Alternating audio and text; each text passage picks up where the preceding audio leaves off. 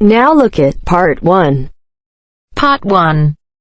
You are about to hear a conversation between a man and a woman who are having a discussion about enrolling in a university course. First, you have some time to look at questions 1 to 7.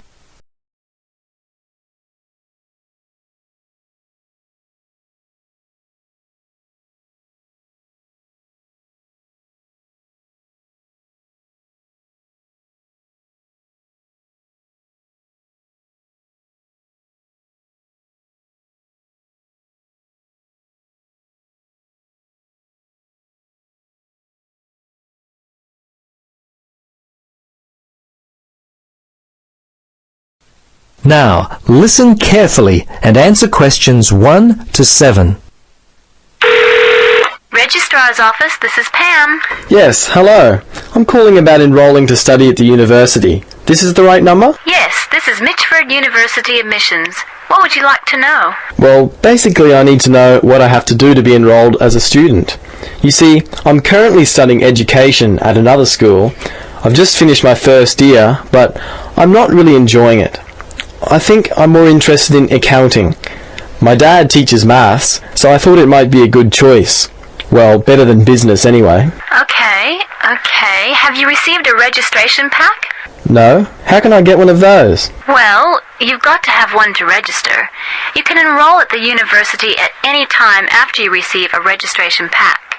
These are usually available from September for first-year and transferring students, and from November for returning students. On the basis of the information contained in the registration pack, you should attempt to make a firm choice about which courses to study before completing your form. I see. So I've only got a month to get my registration pack in. Can you send me one? Sure. If you are close to a high school, the registration pack and university prospectus are available from the Careers Advisor. Would that be helpful? Well, the closest school's too far away and I haven't got a car. Are there any other ways you can send it to me? Well, for prospective students who have already left school, the registration pack and prospectus are available from the university information line. But that might not be of help for you? No, not really. I'll tell you what. Why don't you give me your contact details and I'll send a pack out to you. At least that would be a start. Okay, sounds good. Right. Firstly, what's your name? Richard Dreyfus. That's Dreyfus. Your address there, Richard? Unit 12, 15 Sportsman Avenue. That's Sportsman, Mermaid Beach. 4554. And your telephone? Yes, I won't give you my home. Mobile's best. 0414. Hang on a minute, I don't call myself usually. I think it's 0414 658 339. Yes, that's it. Okay, now, do you have email? Yes, I do. It's Dreyfus, my last name, at igo. That's IGO.com. All lowercase letters, of course. Before you listen to the rest of the conversation, you have some time to look at questions 8 to 10.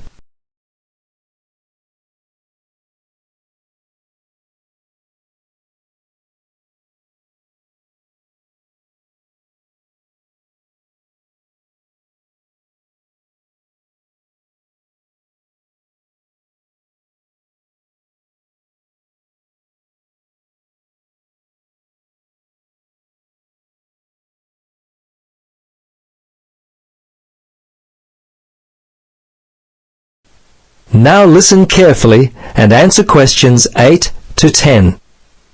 Okay, that looks fine. Now, do you have any questions for me? Yes, I've got a friend who is interested in studying at the university. I'm not sure what would be the best way for him to register. Can you give me some suggestions? Sure, there are 3 ways to register. Option 1 is telephone registration. Before you telephone, fill out the registration form included in your pack. This will ensure you have all the information that you require. The number is in your registration packet. Don't forget to hold on to a copy of your registration form for future reference. Yep, okay. Option 2 is registration by post. All you have to do there is complete the relevant sections of the registration form and post the completed form together with all documentation required in the envelope provided. All right. The third way is to simply come in. Visit the Student Information Center in the Information Services building, and your friend will receive personal assistance on how to complete his forms. Thanks very much. You've been most helpful. You're welcome. Good luck with your future studies. That is the end of part 1. You now have half a minute to check your answers.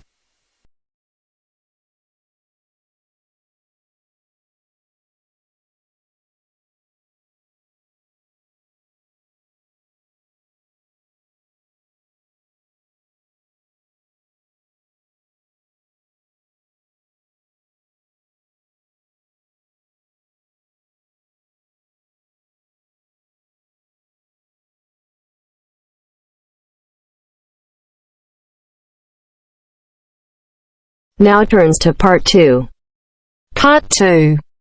You will hear an accommodation officer telling students about different halls of residence.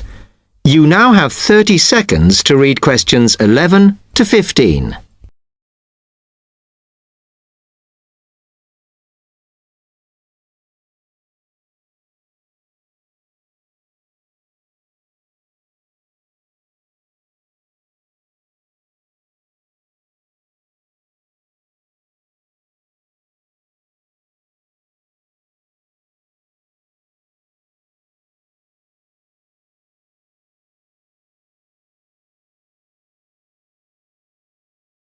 Now listen carefully and answer questions 11 to 15.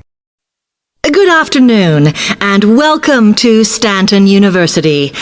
I'm here to tell you about the various halls of residence we have available, should you choose to come here. We aim to offer accommodation in halls to all first-year students, and you'll find there's a good variety to choose from. First of all, there's Brown Hall, which, as you'll see, is not the most modern of buildings, but it is very popular with some students. It's got a good sense of community, some nice refurbished kitchens, and unlike the other halls, it has recently had a gym built in its basement. Another option is Blake Residence, which is built like a large house, and so everybody cooks and eats together. It has its own sectioned-off bit of private garden and is even more peaceful because this is an all-girls residence. Although, of course, boys are allowed to visit the hall and, I understand, frequently take part in cooking dinner. The largest hall we have is Queen's Building, and this has been upgraded recently. The original parking area has been built on so that the hall now has a large common room, and each bedroom now has its own shower room, which many students regard as a real bonus. A further option is the Parkway Flats, which won an award for design in its day. And this building now has a preservation order on it. This has meant that only a limited amount could be done to upgrade it, and the surrounding area is important, so parking is not permitted around the flats. However, the flats do have many extra facilities, such as a special computer room, a small library, and a self-service restaurant. The cost of breakfast, lunch, and dinner is covered in the fees for this hall, so it does look a bit more expensive. The last residence we can offer you is Temple Rise, which again is slightly more expensive than other halls as the rooms are larger. This has got very lovely views across to the coast, and this more than compensates for the fact that bathrooms here are shared between 6 students.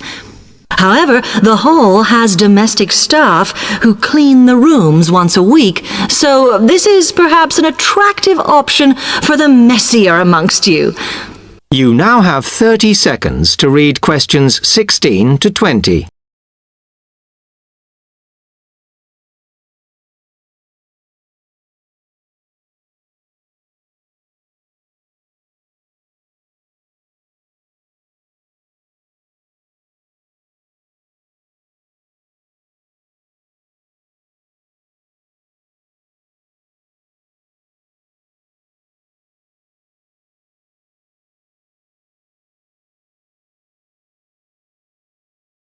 Now listen carefully and answer questions 16 to 20. Now, if I can just show on this wall map here where they all are, you might like to go and have a look round. If you come into the main university entrance, at the first junction, you'll find that Brown Hall is on the corner opposite the theatre. So you're nice and near the station here, though I think it can get a bit noisy with traffic. The same applies to Blake Residence, which is directly facing the junction to the university entrance. These halls are often used by medical students and such like, as they're out all day, so don't notice the noise. Anyway, if you then walk along Campus Road towards the main circle, you'll see the library on the corner, and Queen's Building is just past that as you head north. You will find that it is quieter here, and you may get fewer visitors. By the way, the circle is quite a feature of the campus, as it's set into the hills and has a brand new sports center in the middle. It's worth going to look around it. Now, the Parkway Flats are on the opposite corner to the library, facing the circle, as you head towards the main buildings. The main buildings are only about a 5-minute walk from here, and places in these halls go quickly, so my advice is to reserve your place as soon as possible.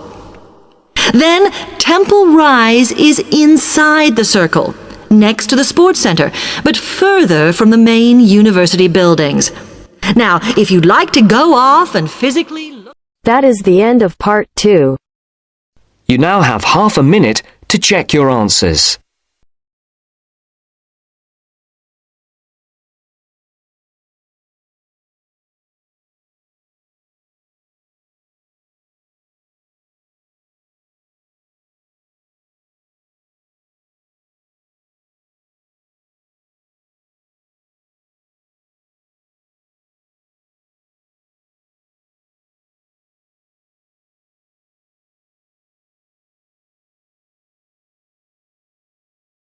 Now turns to part 3.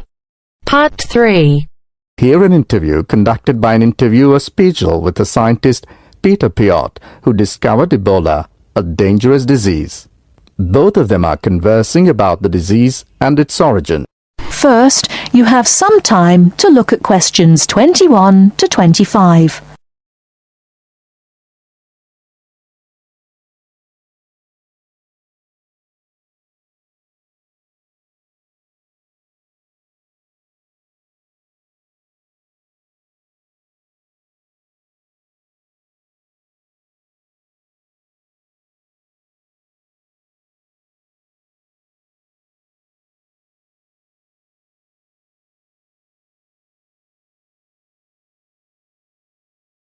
Now listen carefully and answer questions 21 to 25. Professor Piot, as a young scientist in Antwerp, you were part of the team that discovered the Ebola virus in 1976. Can you tell how did it happen?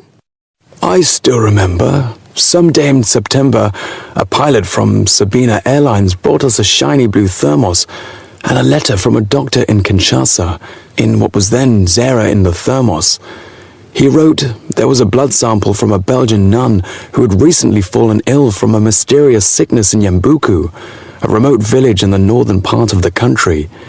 He asked us to test the sample for yellow fever. These days, Ebola may only be researched in high-security laboratories. How did you protect yourself back then? We had no idea how dangerous the virus that we were dealing with was. And there were no high-security labs in Belgium back then. We just wore our white lab coats and protective gloves. When we opened the thermos, the ice inside had largely melted and one of the valves had broken. Blood and glass shards were floating in ice water. We fished the other, intact test tube out of the slop and began examining the blood for pathogens using the methods that were standard at the time. But the yellow fever virus apparently had nothing to do with the nun's illness.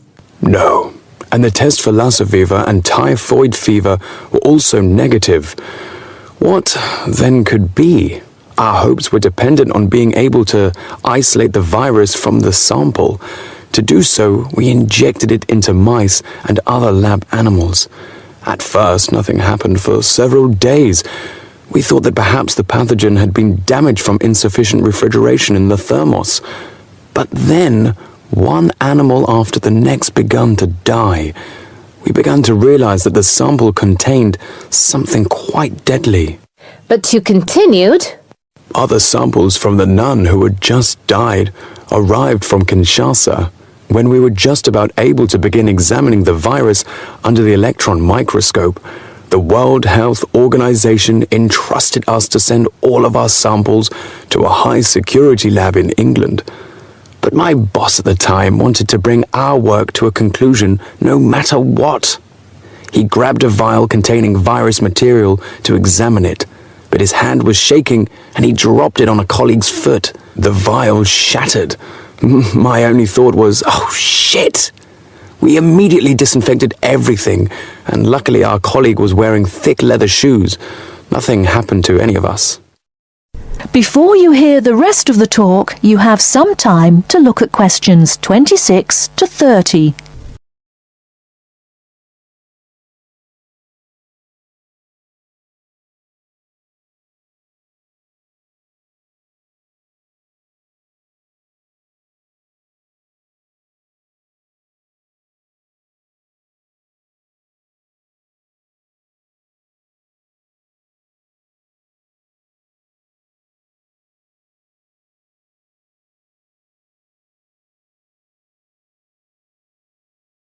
Now listen and answer questions 26 to 30.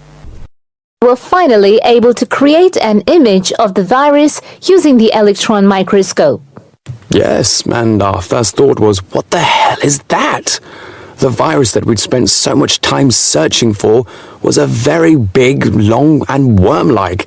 It had no similarities with yellow fever. Rather, it looked like the extremely dangerous Marburg virus, which, like Ebola, causes a hemorrhagic fever. In the 1960s, the virus killed several laboratory workers in Marburg, Germany. Were you afraid at that point? I knew almost nothing about the Marburg virus at the time. When I tell my students about it today, they think I must be from the Stone Age. But I actually had to go to the library and look it up in the Atlas of Virology. It was the American Center for Disease Control which determined a short time later that it wasn't the Marburg virus, but a related unknown virus. Hundreds of people had already succumbed to the virus in Yambuku and the area around it. You were also the one who gave the virus its name. Why Ebola? On that day, our team sat together till late into the night. We had a couple of drinks discussing the question. We definitely didn't want to name the new pathogen Yambuku virus, because that would have stigmatized the place forever. There was a map hanging on the wall, and our American team leader suggested looking at the nearest river and giving the virus its name. It was the Ebola River. So by around 3 or 4 in the morning, we had found a name. But the map was small and inaccurate. We only learned later that the nearest river was actually a different one. But Ebola is a nice name, isn't it? That is the end of part 3. You now have half a minute to check your answers.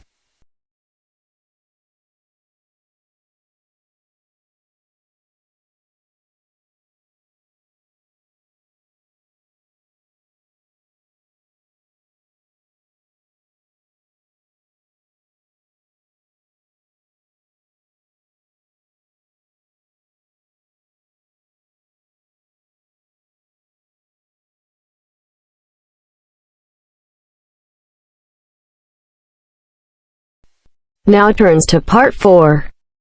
Part 4. You'll hear a lecture on human civilization. First, you have some time to look at questions 31 to 40.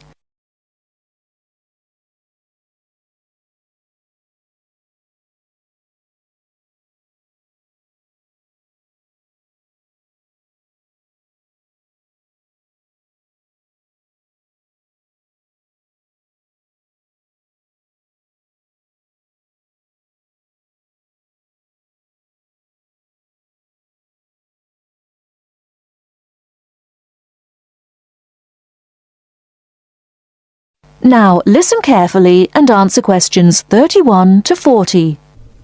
Today in our History Series lectures, Professor Smith is going to introduce the history of human civilization. Welcome, Professor Smith. Good afternoon, ladies and gentlemen. Do you know when human civilization originated? And what's the development of human language?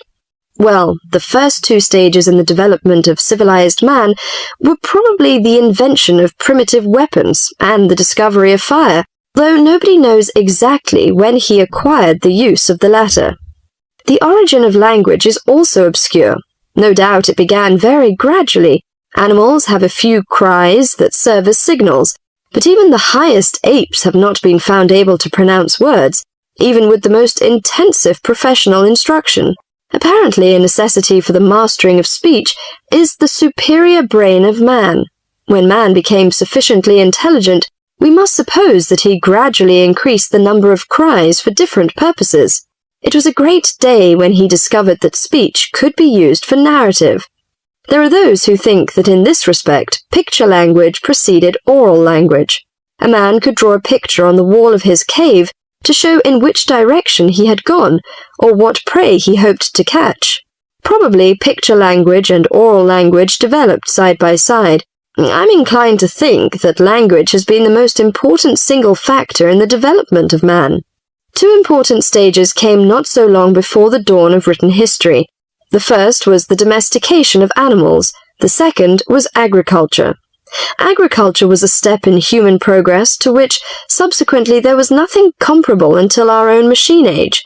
Agriculture made possible an immense increase in the number of the human species in the regions where it could be successfully practiced. These were, at first, only those in which nature fertilized the soil after each harvest. Agriculture met with violent resistance from the pastoral nomads, but the agricultural way of life prevailed in the end, because of the physical comforts it provided.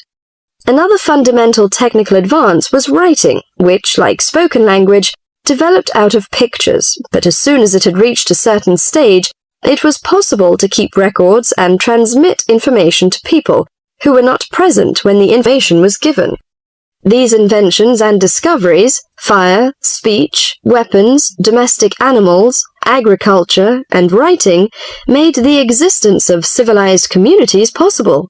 From about 3000 BC until the Industrial Revolution, less than 200 years ago, there was no technical advance comparable to these. During this long period, man had enough time to become accustomed to his technique, and to develop the beliefs and political organizations to appropriate it. There was, of course, an immense extension in the area of civilized life. At first it had been confined to the Nile, the Euphrates, the Tigris, and the Indus, but at the end of the period in question it covered much the greater part of the livable globe. I do not mean to suggest that there was no technical progress during this long time. There was progress. There were even two inventions of great importance, namely gunpowder and the mariner's compass. But neither of these can be compared in their revolutionary power to such things as speech and writing and agriculture. That is the end of part 4. You now have half a minute to check your answers.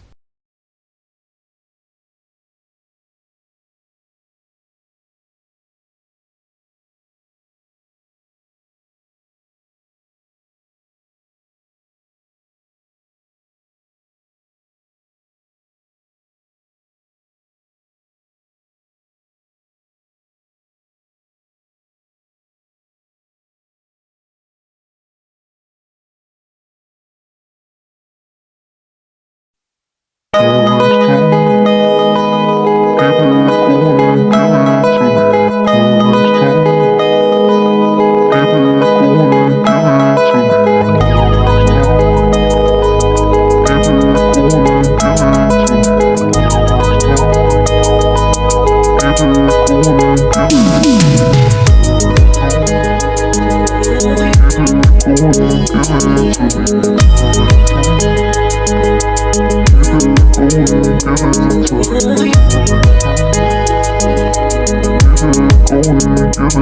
it to me.